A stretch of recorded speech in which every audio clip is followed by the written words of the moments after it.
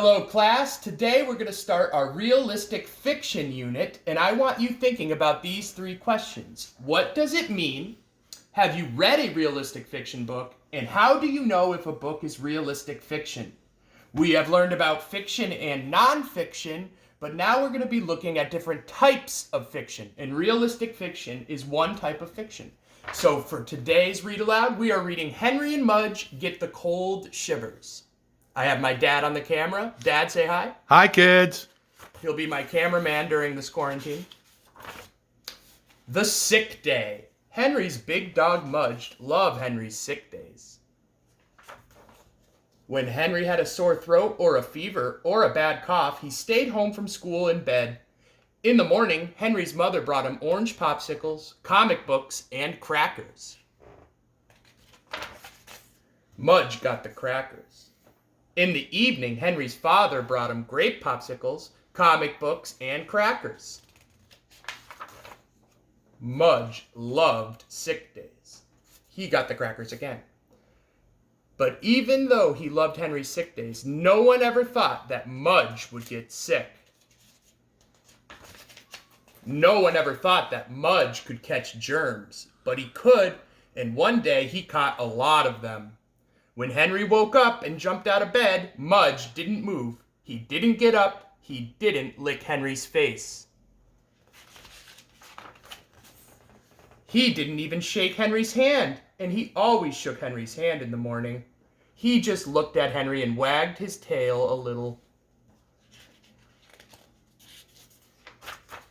Henry and Henry's mother looked at Mudge and worried. "Something's wrong," said Henry. His mother nodded her head. "Mudge must be sick," said Henry. His mother nodded her head again. "Mudge," said Henry, "are you just wanting some crackers?" But Mudge didn't want crackers. Mudge was sick, and he didn't even read comic books.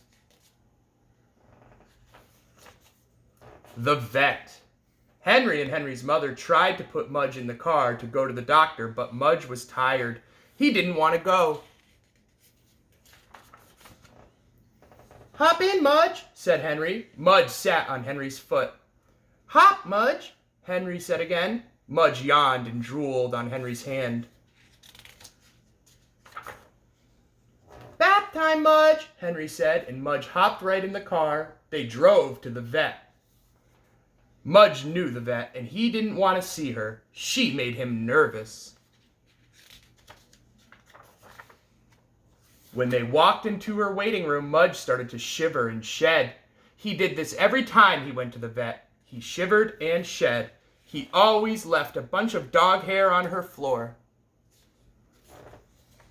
When it was his turn to see the vet, Henry and Henry's mother had to pull him like a horse into the room. "Hi, Mudge," said the vet. Mudge shivered. "Bad day, Mudge?" said the vet. Mudge shed. "He's losing all his hair," said Henry. "I know," said the vet. "I'd better hurry or he may be bald before you can get him home." Henry's mother laughed. But Henry couldn't laugh. He was too worried. He was too scared. The vet looked at Mudge's wet eyes. She listened to Mudge's shivering chest. She felt Mudge's shedding stomach. Then she rubbed Mudge's big head. "I need to check a few things," she told Henry. "Can you wait outside?" Henry wanted to say no. Henry wanted to say no way. But Henry said, "All right." He went back to the waiting room with his mother. He sat and wondered if Mudge knew how to say ah. He wondered if Mudge would be okay. A big kiss. "Your dog has a cold," the vet told Henry. "A cold?" said Henry. "I think so," said the vet. Now I wonder how Mudge caught a cold. "He has a fever. His throat is red. He's very tired, and he keeps asking me for some comic books." This time, Henry could laugh. "You have to let him rest," said the vet. Henry nodded. "And give him his medicine." Henry nodded again. "And don't kiss him until he's better," the vet said. Henry frowned. "Aw," he said. When Henry and Henry's mother and Mudge got back home, Henry fixed a sick bed for Mudge in the living room. It had Henry's old blanket in it, and 5 of Henry's dirty socks, and Henry's baseball mitt, and Henry's pillow, and a stuffed moose. The next morning, Henry brought Mudge some ice cubes, a rubber hamburger, and crackers. Henry got the crackers. In the evening, Henry brought Mudge some ice cubes, a rubber hot dog, and crackers.